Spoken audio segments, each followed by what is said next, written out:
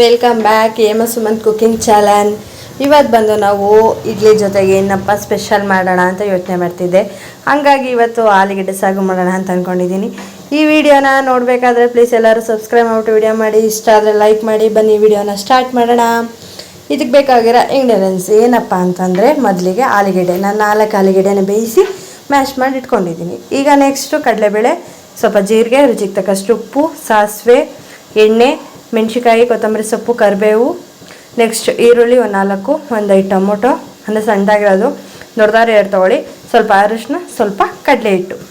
ಇಷ್ಟೇ ಬೇಕಾಗಿರೋ ಇಂಗ್ರೀಡಿಯೆಂಟ್ಸು. ಬನ್ನಿ ಪಟಾಪಟ್ನ ಸ್ಟಾರ್ಟ್ ಮಾಡೋಣ. ಮೊದಲಿಗೆ ಒಂದು 4ರಿಂದ 5 ಸ್ಪೂನಷ್ಟು ಎಣ್ಣೆನ ಕಾಯಕ್ಕಿಡೋಣ ಬನ್ನಿ. ನಾನು ಇಲ್ಲಿ ಯೂಸ್ ಮಾಡ್ತಾ ಇರೋದು ಯಾವುದಪ್ಪ ಅಂತಂದರೆ ಗೋಲ್ಡ್ ವಿನ್ನರ್ ಯೂಸ್ ಮಾಡ್ತಾಯಿದ್ದೀನಿ ನಾನು.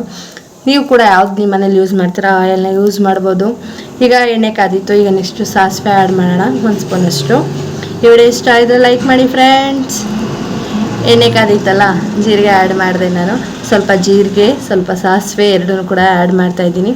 ಜೀರಿಗೆ ಹಾಕಿದ್ರೆ ಆರೋಗ್ಯನೂ ಕೂಡ ಆಗುತ್ತೆ, ಮಕ್ಳಿಗೂ ಕೂಡ ತುಂಬಾ ಟೇಸ್ಟ್ ಕೂಡ ಚೆನ್ನಾಗಿ ಸಿಗುತ್ತೆ. ನೀವು ಒಂದು 2 ಸ್ಪೂನಷ್ಟು ಹಾಕ್ಕೊಳ್ಳಿ. ಒಂದು 4 ಮೆಣಸಿಕಾಯಿ.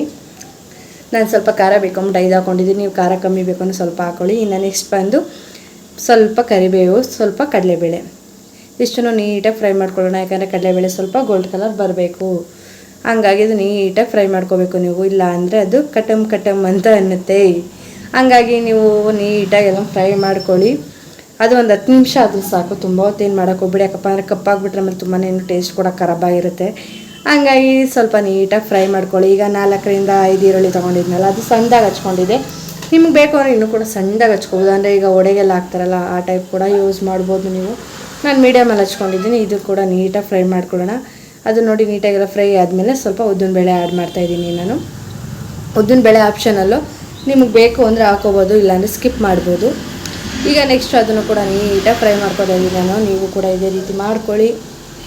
ಮಾಡಿಬಿಟ್ಟು ನೀವು ತಿಂದ್ಬಿಟ್ಟು ಹೇಗಿತ್ತು ಅಂತ ರೆಸಿಪಿನ ನೀವು ಕಮೆಂಟ್ ಬಾಕ್ಸಲ್ಲಿ ತಿಳಿಸಿ. ಕಮೆಂಟ್ ಬಾಕ್ಸಲ್ಲಿ ಯಾರು ಕೂಡ ತಿಳಿಸಲ್ಲ, ಅದೇ ಇರಲಿ. ಫಸ್ಟ್ ಆಫ್ ಆಲ್ ನೋಡ್ತಾರೆ ಹೊರತು ವೀಡಿಯೋನ ಲೈಕ್ ಕೂಡ ಮಾಡಲ್ಲ. ಏನು ಮಾಡೋಕ್ಕಾಗಲ್ಲ, ನೋಡಿ ಆದರೂ ಖುಷಿಪಟ್ಟು ನೀವು ಕೂಡ ರೆಸಿಪಿನ ಟ್ರೈ ಮಾಡಿ ಅಂತ ಹೇಳ್ತೀನಿ ನಾನು. ಈಗ ಇದು ರೆಡಿ ಕೂಡ ಆಗ್ತಿದೆ ನೋಡಿ. ಇನ್ನು ಸ್ವಲ್ಪ ಇದೆ, ಅಂದರೆ ಅದು ಗೋಲ್ಡ್ ಕಲರ್ ಬರಬೇಕಿತ್ತಲ್ಲ, ಹಂಗಾಗಿ. ಈಗ 1-2 ಟೊಮೊಟೊ ತೊಗೊಂಡಿದ್ನಲ್ಲ, ಅದನ್ನು ಕೂಡ ತುಂಬ ಸಣ್ಣದಾಗಿ ಹಚ್ಕೊಂಡಿದ್ದೆ. ಅದನ್ನು ಕೂಡ ನೀಟಾಗಿ ಆ್ಯಡ್ ಮಾಡ್ತಾಯಿದ್ದೀನಿ. ಈಗ ಯಾಕಪ್ಪ ಅಂದರೆ ಅದು ಸ್ವಲ್ಪ ಬೇಯಬೇಕಲ್ಲ, ಟೈಮ್ ಆಗುತ್ತೆ ಅಂತ.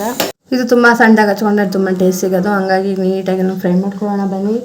ಅದು ನೀಟಾಗಿ ಎಲ್ಲರೂ ಫುಲ್ ಸಾಫ್ಟ್ ಆಗಬೇಕು. ಟೊಮೊಟೊ ಬಂದು ನೀರೆಲ್ಲ ಹೋಗಿ ಟೊಮೊಟೊದಲ್ಲಿ ಇರೋದು. ಹಂಗಾಗಿ ಎಲ್ಲ ನೀಟಾಗಿ ಒಂದು 10 ನಿಮಿಷ ಮಿಕ್ಸ್ ಮಾಡ್ಕೊಂಡು ಫ್ರೈ ಮಾಡ್ಕೊಳ್ಳಿ. ದೊಡ್ಡ ಊರಿಲೇ ಮಾಡ್ಕೊಳ್ಳಿ, ಸಣ್ಣ ಊರಿಲೇ ಏನು ಮಾಡೋಕೆ ಹೋಗಬೇಡಿ. ದೊಡ್ಡದಾಗಿ ಮಾಡಿದ್ರೇ ಬೇಗ ಬೇಯುತ್ತೆ ಅದು. ಹಾಗಾಗಿ ಈ ವಿಡಿಯೋ ಇಷ್ಟ ಆದರೆ ಲೈಕ್ ಮಾಡಿ. ಎಲ್ಲದಕ್ಕಿಂತ ಮುಂಚೆ ಫಸ್ಟಾಗಿ ಸಬ್ಸ್ಕ್ರೈಬ್ ಮಾಡಿ. ಕೆಳಗಡೆ ಹಂಗೆ ಒಂದು ಆರ್ಟ್ ಸಿಂಬಲ್ ತಪ್ಪರ ಲೈಕ್ ಕೊಡ್ತಾಯಿರಿ. ಈಗ ನೀಟಾಗೆಲ್ಲ ಫ್ರೈ ಮಾಡ್ಕೋತಾ ಇದ್ದೀನಿ ನಾನು. ಇನ್ನು ಸ್ವಲ್ಪ ಒಂದು 10 ನಿಮಿಷಕ್ಕೆ ಟೊಮೊಟೊ ಎಲ್ಲ ನೀಟಾಗಿ ಫ್ರೈ ಆಗುತ್ತೆ. ನೀವು ಕೂಡ ನೋಡ್ಕೊಂಡು ಮಾಡ್ಕೊಳ್ಳಿ. ಈಗ ನೀಟಾಗಿ ಕೂಡ ಫ್ರೈ ಆಗಿತ್ತು, ಟೊಮೊಟೊ ಕೂಡ ಸಾಫ್ಟ್ ಆಗಿತ್ತು. ಈಗ ನೋಡ್ಬೋದು ನೀವು. ಈಗ ಇದಕ್ಕೆ ನೆಕ್ಸ್ಟ್ ಏನಪ್ಪ ಆ್ಯಡ್ ಮಾಡೋದು ಅಂತ ನೀವು ಅನ್ಕೋಬೋದು. ಏನಿಲ್ಲ, ಟೊಮೊಟೊ ಎಲ್ಲ ನೀಟಾಗಿ ಮ್ಯಾಶ್ ಆದಮೇಲೆ ಈಗ ಆಲೂಗೆಡ್ಡೆನೇ ಆ್ಯಡ್ ಮಾಡೋಣ.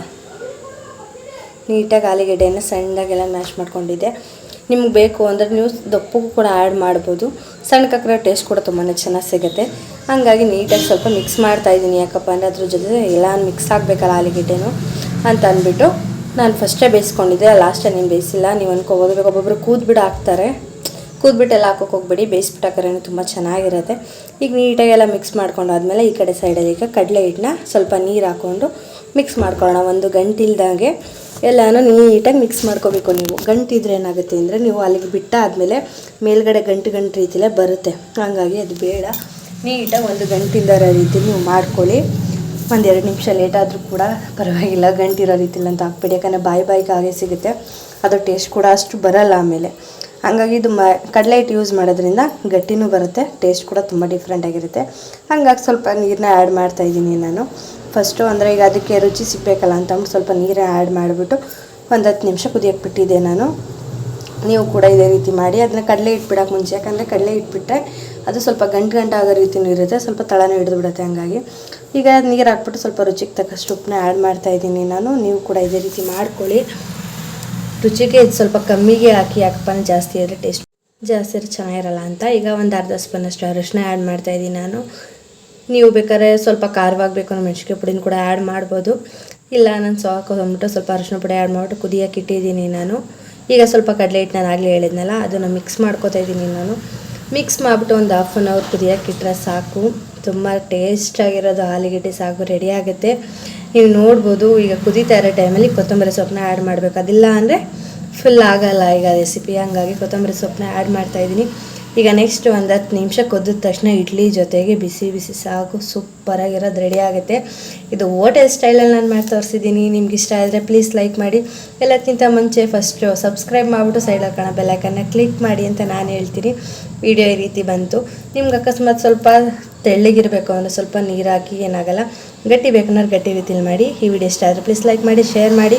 ಹಾಗೆಯೇ ಈ ಚಾನಲ್ ಬಗ್ಗೆ ನಿಮ್ಮ ಫ್ರೆಂಡ್ಸ್ಗಳ ತಿಳಿಸಿ ಅಂತ ಹೇಳ್ತೀನಿ ನಾನು. ಯಾಕಪ್ಪ ಮಂಡ್ಯ ಅಡುಗೆ ಮಾಡ್ತಾ ಇರೋದ್ರಿಂದ ನಿಮ್ಮದು ಪ್ರೀತಿ ನಮ್ಗೆ ಜಾಸ್ತಿ ಬೇಕು. ಹಂಗಾಗಿ ಪ್ಲೀಸ್ ನೀವು ಸಬ್ಸ್ಕ್ರೈಬ್ ಮಾಡಿ, ಹೇಳಿ ಕೂಡ ಸಬ್ಸ್ಕ್ರೈಬ್ ಮಾಡಿಸಿ ಅಂತ ಹೇಳ್ತೀನಿ ನಾನು. Thank you for watching. ಈಗ ಎಲ್ಲರೂ ಪ್ರೀತಿಯಿಂದ ನೋಡ್ತಾ ಇರಿ. ಹಾಗೆ ನೋಡಿದ್ಬಿಟ್ಟು ವಿಡಿಯೋನು ಕೂಡ ಲೈಕ್ ಮಾಡಿ. Thank you.